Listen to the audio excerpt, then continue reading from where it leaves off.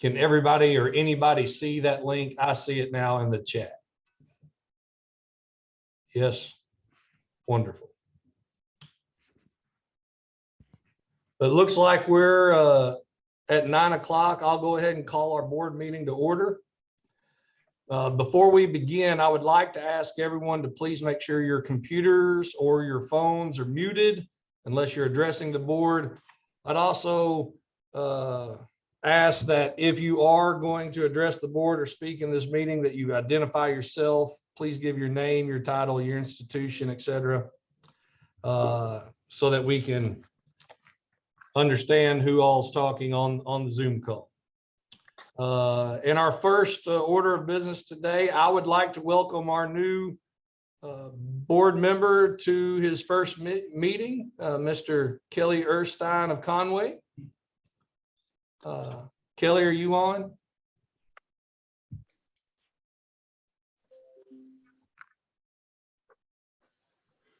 I am. Thank you. Thank you, Al, very much. Thank you. Honored to be a part of the board. Thank you. We appreciate you and your willingness to serve. I look forward to serving with you. I hope that your service on this board is as fulfilling for you as it is for me. A lot of good work done here. Thank you very much. I look forward to it. At this time, I'm going to ask Nicole to take roll to determine if we have a quorum. Yes, Nicole? sir. Chair Brodell, Here. Kevin Anderson, Grayson Bigger, Dr. Jim Carr, Here. Dr. Jerry Cash, Here. Mr. Kelly Erstein, Lori Griffin. Here. Chad Hooten, Here. Andy McNeil, Here. Dr. Kyle Miller, Here. Greg Revels. Here. We have a quorum. We have 10 of 11 members present. Thank you, Nicole. I'll now turn over to our finance committee and Mr. Hooten.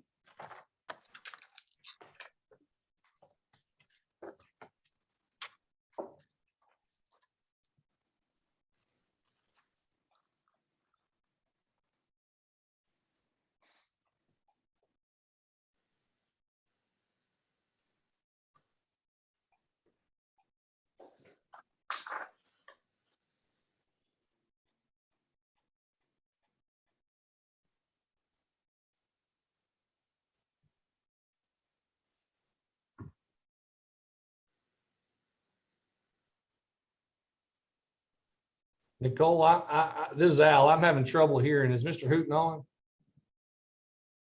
Al, I saw where he left. Oh, I don't know if he got disconnected or what.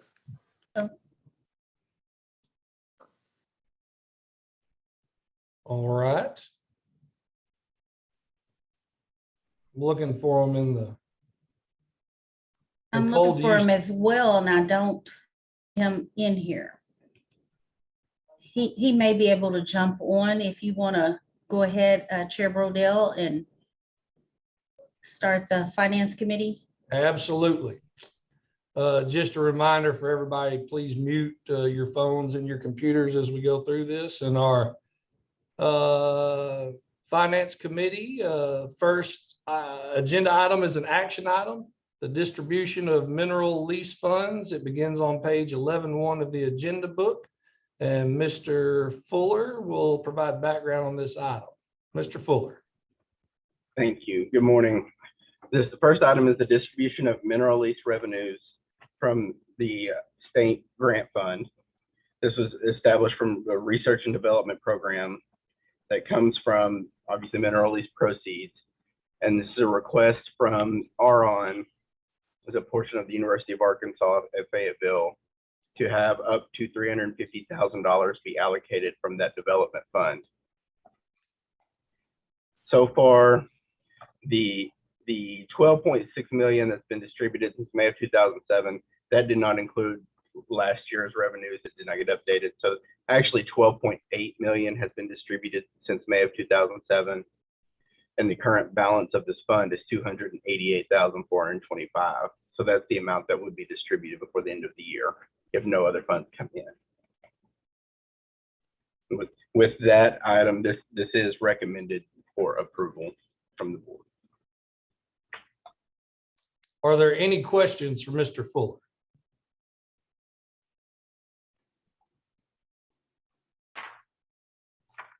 Al, this is Greg. I recommend we approve it to the board. And I'll second it. You know, although I wish they would just be more direct, because this is just the funding of operation. There is really no research associated with this, but that's okay. That's just how this is, because I'm correct. This is basically the only thing that you guys give out research for. And RON is just nothing more than the operating expenses of the network, correct? I believe so. That research is really the title of the fund, where the money is coming from. Yeah. Now, all coming through mineral leases on oil and gas, correct? Yes, Yeah. Yes. Got a motion and a second. All those in favor, say aye. Aye. Any opposed? Thank you. We'll go on to agenda item number 12. It's action item, the economic feasibility of bond issue for Southern Arkansas University. That'll begin on page 12.1 of your agenda book, and Mr. Fuller will provide the background for this item. Thank you.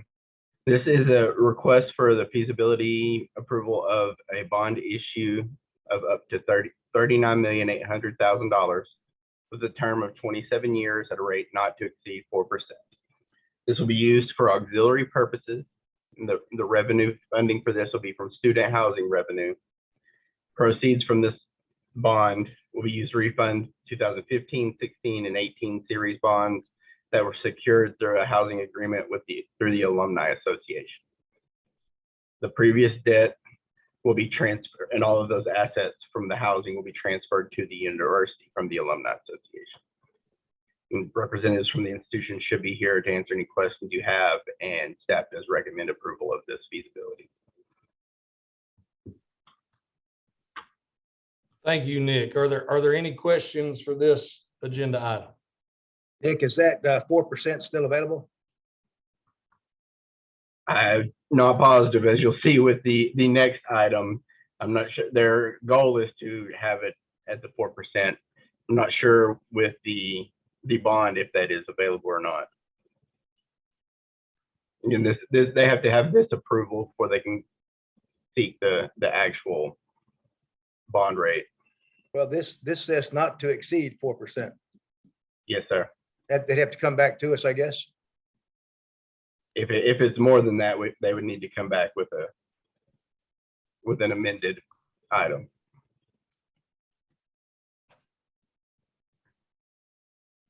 So there's no new money here, right, Nick? No, sir. Just refinancing old bonds. Okay. I believe from what I see from it, the institution is issuing bonds to refund the Alumni Association's bonds that they had previously and take over those assets. Gotcha. Any other questions for Mr. Fuller? Do I hear a motion to recommend the approval of the economic feasibility of bond issue for Southern Arkansas University? So moved. I'll second. All those in favor signify by saying aye. Aye. Any opposed? Thank you. Agenda item number 13 is also an action item, the economic feasibility lease purchase agreement amendment for Southern Arkansas College. It begins on page 13.1 of the agenda book. Mr. Fuller. Thank you. And Dr. Carter, this is one that we have approved before, and they could not find a rate that was under that amount, so they come back with an amended request. So this is something you would see from the previous one if they could not get anything below that 4%. Thank you. Yeah. Yes, sir. And this item was originally reviewed and approved at the October 29th, 2021 board meeting. Since that time, the institution has not been able to find a rate under that 4% for the loan that they were looking for. So they're coming back with an amended request This request will be for up to $34 million. This is a reduction of 8 million from the initial request. It was originally 42 million. And this will be for a term up to 30 years at a rate of approximately 6%. That one also was originally 4, not to exceed 4, and they're not able to find anything in that range. So they came back with it somewhere close to 6 is what they're hoping for to find on this item. This will be for auxiliary purposes. Revenue again would be from auxiliary revenue from the facility that they're planning to build. This lease purchase agreement will be for the 30,000 square foot student union building, and as well as 65,000 square foot of student housing. And this is a reduction. I believe they were actually going to build an additional building with the first one, but they've removed that. It was initially 130,000 square feet of housing, and it's been reduced down to the 65,000 square feet. Again, representatives are available for any other questions we have on this. What would be the example of auxiliary revenue? It could be, student housing revenue that comes in, the food service, bookstore, any items that are outside of the tuition and fee revenue that comes in for all the students for their academic purposes. Okay, thank you. Nick, Yes, sir. I know that you've got the $1.25 per square foot figured in here. Yes, sir. That included in those numbers there that you look at for the approximate base lease payment?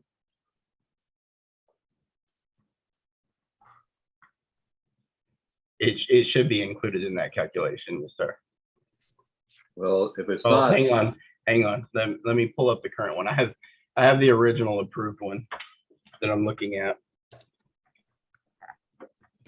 Oh yeah, because you're looking at the small net remaining revenue they have. yes. Yes, sir. Yes, that should be included. But like I said, for any further explanation on that, I may defer to the institution representatives that are available. I think we need to know that before we approve it. Is this their first venture into student housing? Yes, sir, I believe so.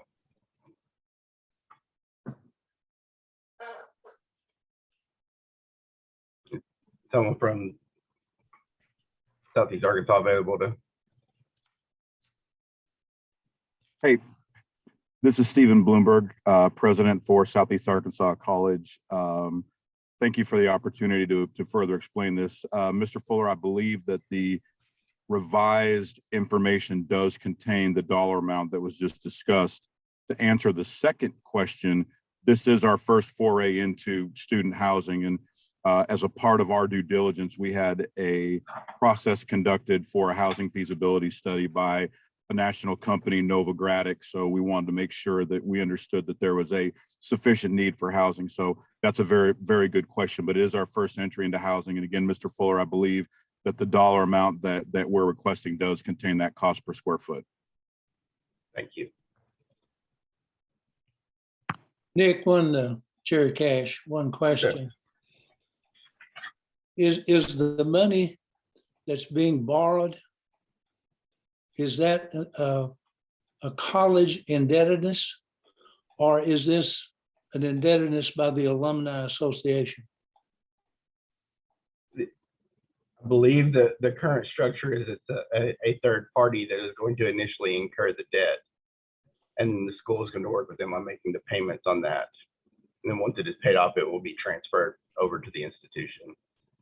So students will pay so much to live in the housing. Does the college collect that, or does the association collect that? It's my understanding it would be the college that would collect that, but I mean, maybe think Dr. Bloomberg is shaking his head yes, that's how that would operate. The college would collect the revenue and then payments.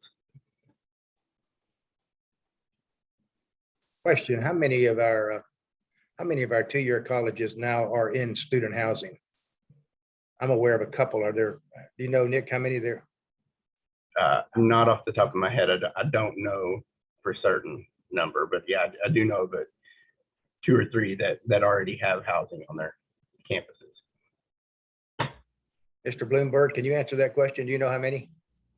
It would be a guess if I did. I know of at least 2 others. There may be more than that, but I would hate to give the board an answer that I can't guarantee.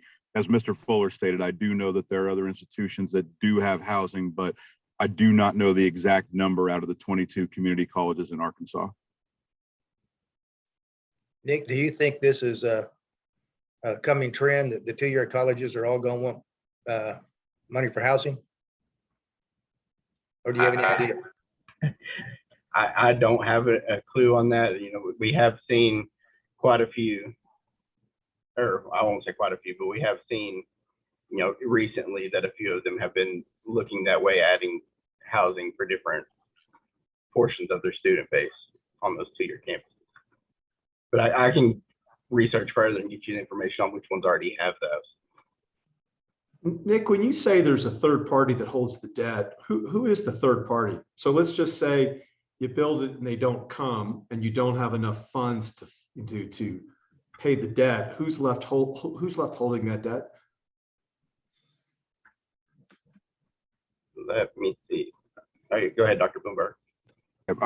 In that case, it'd be the institution. And I think we've also got some of our financial representatives on here too. So I want to make sure that they've got an opportunity to discuss how the arrangement has actually been constructed. So I'm looking at the list of participants to see if our attorney's on with us as well.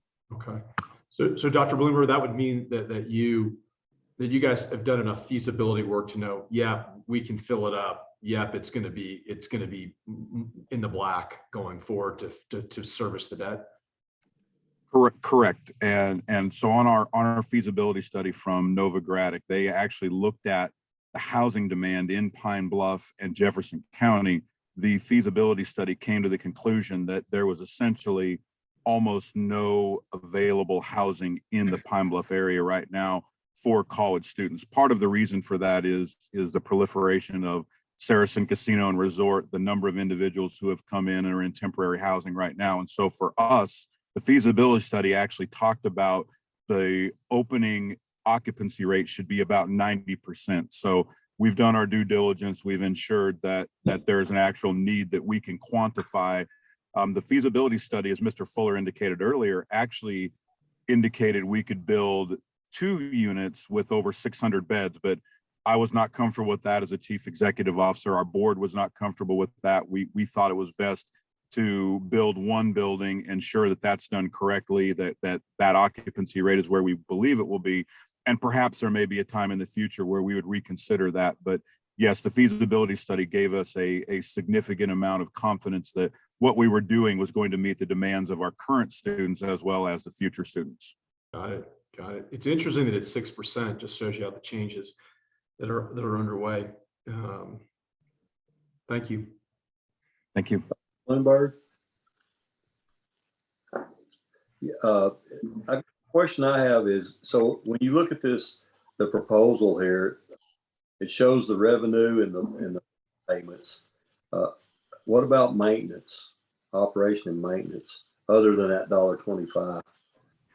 That's a great question. So in our financial model, we actually have a setback every year that amounts to $140,000 that's set aside into account to cover operations and maintenance. Because the one thing we know about housing is over the years, remodels are a necessity, repairs are a necessity, replacement of carpet, painting. We know those things occur. We know that at a certain term in any building, a new roof will be necessary. So we actually have a setback in the revenue of, I believe it's $140,000 that we will set aside every year to ensure that we can cover additional maintenance costs, because you're correct. Those things happen, particularly with residential housing. Thank you. Mr. Bloomberg, could I infer from this that the need for housing means we're drawing a lot of students outside our principal service area? We're beginning to draw a lot of students outside of our service areas. So in the last 2 decades for Southeast Arkansas College, over 80% of our students have come from an approximate 60-minute drive time. We're starting to see students come from beyond a 60-minute drive time. And when you start to get more students that are driving further. If you don't have housing facilities, then you limit your ability to grow your enrollment. And so honestly, this is part of the growth strategy for our college because it allows us to recruit for some of our premier programs for student demographics that, again, exceed about a 60-minute drive time. So that's exactly correct.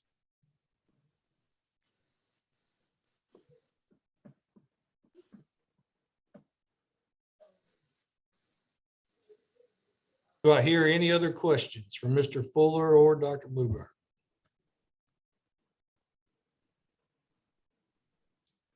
Hearing none, do I hear a motion to recommend the approval of the economic feasibility lease purchase agreement amendment for Southeast Arkansas College?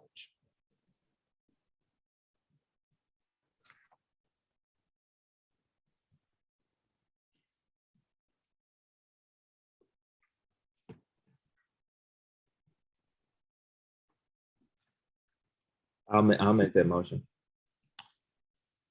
I hear a motion from, is that Mr. Miller? Yes, sir, Dr. Miller. I'm sorry, Dr. Miller. Mr. is fine. That's fine. I hear a motion from Dr. Miller. Do I hear a second?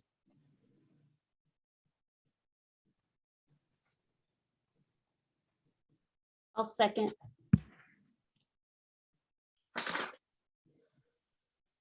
I hear a second from, was that Lori Griffin? Yes. She can't second it. She's not on the finance committee. That's what I was about to say. I think this second has to come from the finance committee. Is You there a are second? correct. So sorry. It's all right. Is there a second from anyone on the finance committee?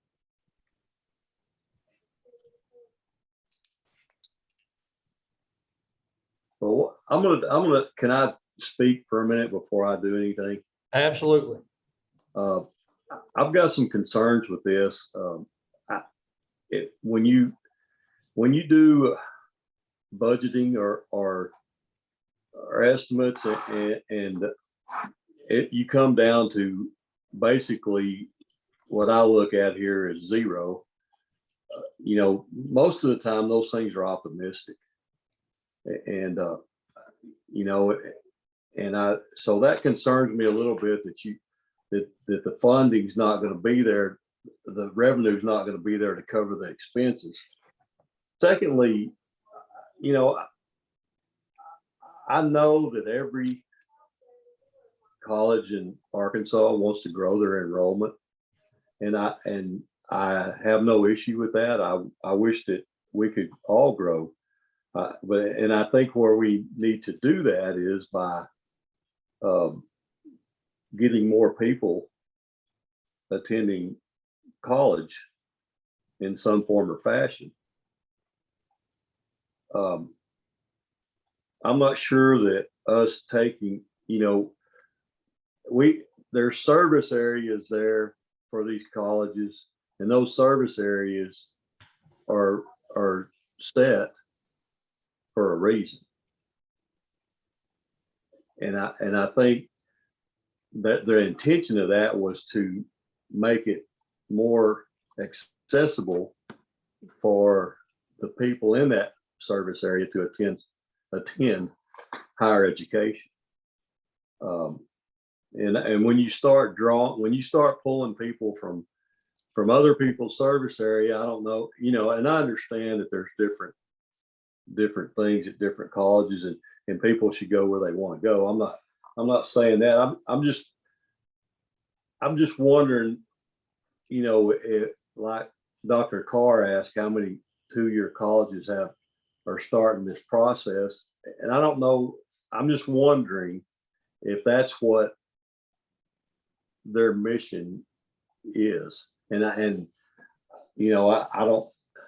I know I'm probably naive about this, but I always thought that they had a service area, and basically what they were trying to do was draw from that service area, and those things overlap a little bit, and they would use those students and try to get more students in that area. And I have nothing against anybody trying to get more and more students, but I just don't want us putting a lot of infrastructure up that is going to be hard to pay for.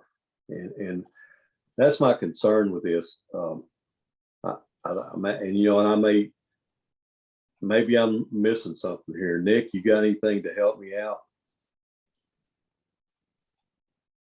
I don't have anything too much additional. I do have that there are currently 5 of the 2-year institutions that have residence halls. I believe, looking in the chat, Dr. Massengale said that North Ark is building their first as well, so that would make 6. But, Arkansas State at BB National Park, Ozarka, Southern Arkansas Tech, UA Rich Mountain, all have some residence hall facility on their campuses. Yeah. So am I way out of line when I'm saying that? I mean, this is not actual revenues. These are estimated revenues. Correct? Right. They're projected revenues from the income of the housing facility and the student union building. So basically what they're coming down to is 0. I mean, $27,000. Correct? Correct. Greg, let me respond to what you said, and I appreciate your comments. I guess the reason I asked the questions I did, I would just hate to see all of a sudden, all our 2-year colleges coming to us wanting to build residence halls. And the whole idea of a community college or a 2-year college is to serve a service area. And if they're coming from too far outside the service area, maybe we need another college in that area. But I just hate for our 2-year colleges to become residential colleges. I didn't think that was the intention of a 2-year college years ago when they were started. Yeah. I'm not on the committee, so I can't vote on this, but that's my concern. This is Kelly Erstein. I sure don't want to say too much my first meeting, but I would agree with some of the comments as well. Just personally, I believe that that's somewhat out of the scope or the mission of the 2-year school. And so, of course, I didn't have anything to do with the approval of the other institutions, but I do have somewhat of an issue of doing this. Chairman Cash, what about the other 6 institutions that have resident housing? Are they all funded basically the same way, or have they been funded differently?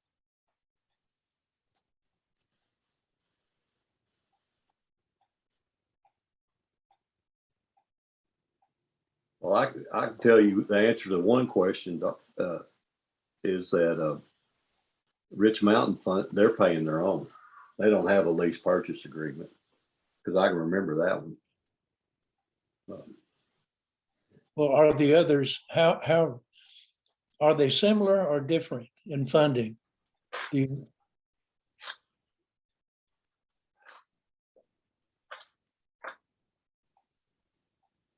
If the committee would, if the board would allow, this is Dr. Rich Daw, I could speak to ours briefly. Absolutely. Thank you.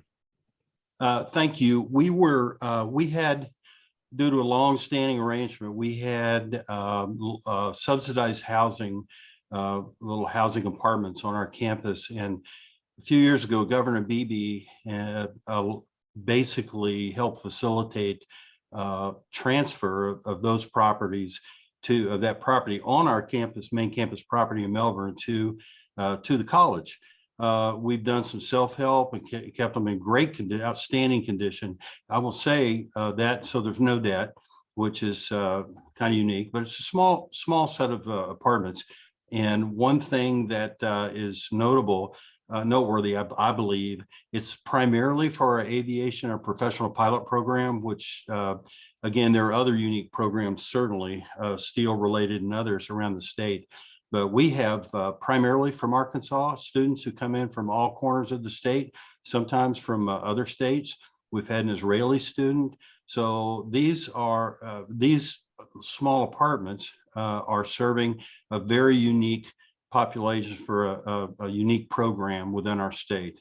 So we're serving a lot of people that would otherwise not probably go out of state, perhaps Henderson, but again, this is a very unique program, very low cost. So that's, I wanted to just comment briefly that We have no debt on those. We need more.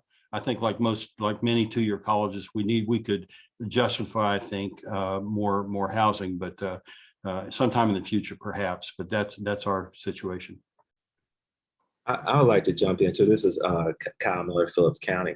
That was the point I like to piggyback on as well. I think it should be looked at on a case-by-case basis. I don't think that agreeing for one institution over other really should pigeonhole us into, we did it for one, so we had to do it for all. I think we look at it each of them on a case-by-case, because some of the community colleges, are in unique situations, like we heard from the speaker before. Like even with Phillips College, we have I say we because I used to work there, but the institution had a couple of trademark programs, including the cosmetology, that wasn't really available in that region. So it attracts, students from all over that region, some who might be outside of, our coverage area. And so housing had, was an issue. Now, concerning what Commissioner Cash said concerning the funding of, I think that's a very valid question.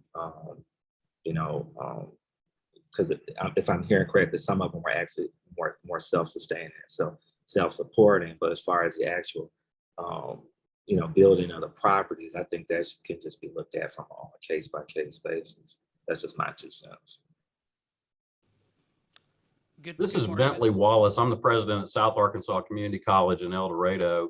And I think a couple of things that are important here, the concept of service areas for community colleges, those, while a few years ago we did have a loose interpretation on protected service areas, those were eliminated several years ago and do not exist today. And so that concept of serving just the districts or the counties where our campuses are located was eliminated for us a few years ago. Another thing to consider is that oftentimes housing is not an attempt to draw students from a distance. It's to provide housing security for local students who either can't afford housing that's in the current market. As Dr. Bloomberg said, they've got a dearth of available housing as a result of business expansion in their area, which is a wonderful thing, but their local students simply can't afford the current housing market, and student housing on campus can often provide a safe and reliable housing option that our students can afford. Otherwise, they wouldn't be able to attend college. And finally, it is a competitive disadvantage for schools as they're looking out of state to draw students and outside our immediate regions. When students need housing, and like in the El Dorado market, rental housing is incredibly expensive, and it's a competitive disadvantage for our college if we don't have affordable housing to offer our students. Thank you for allowing me to speak. This is John Hogan from NPC. We also have student housing. The General Assembly authorized that, I think in 2019. And I agree with Dr. Wallace and what he said about South Ark. For us, it's a student access and student success issue. Rental housing has become scarce in our community. And therefore, in order to improve the student success equation in our region, we made the calculation that student housing was needed. Our building has been at capacity or more, and we do own the housing and cash flow it very successfully. This is Rick Maskill at North Ark. We're building our first set right now, a 64-bed unit. We need it because we're on the border, and we've got, it's an hour to the west, to northwest Arkansas. It's an hour and a half down to Russellville. We live in a rural area. There's no housing up here. And on the border, I mean, we've got to have a place to bring the kids in from Missouri if we're going to compete. I mean, we're just, 15 minutes away. That being said, building 64 units, we have not even advertised. They're not supposed to be done until July, and we have a list that already exceeds capacity, and that's without us putting anybody in. Mr. Chair, this is Martin Agensberger with Black River Technical College. We are in the process or doing our level best to bring barracks to our campus, not necessarily dorms. It's a different approach for our law enforcement training academy.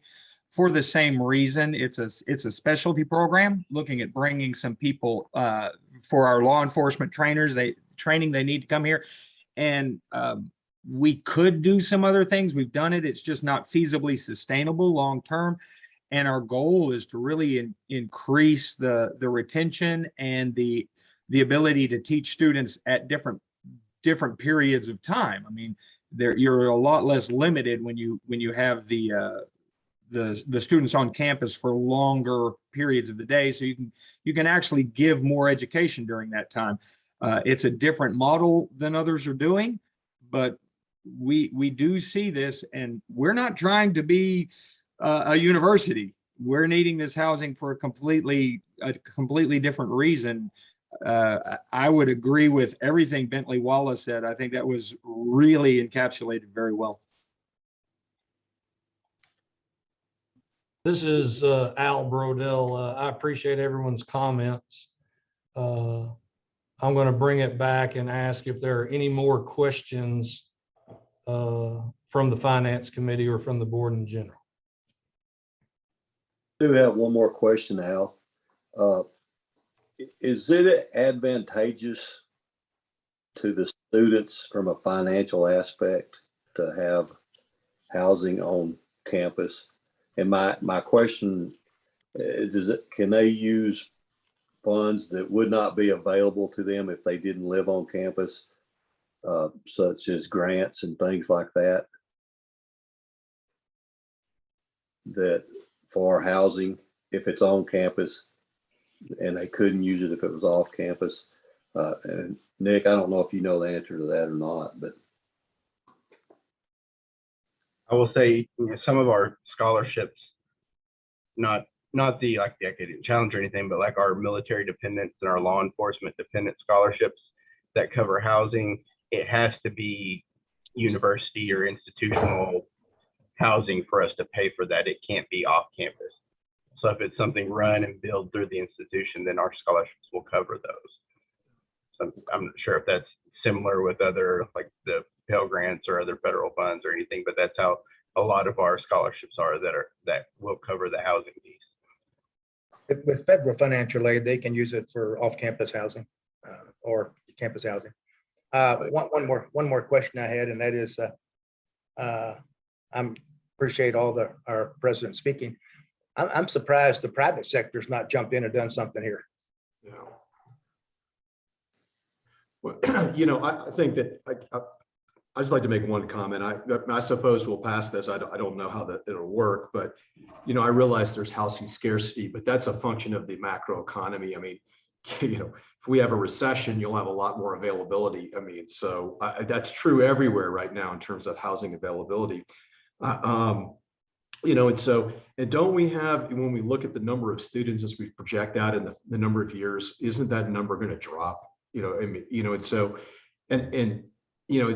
do think that caution is not, so Greg, I agree with you. I think that thinking it through makes sense because, once you build it, you've paid for it. So anyway, that's my only comment on that. Any other questions from the board? We had a motion from Dr. Miller to approve. Do we hear a second?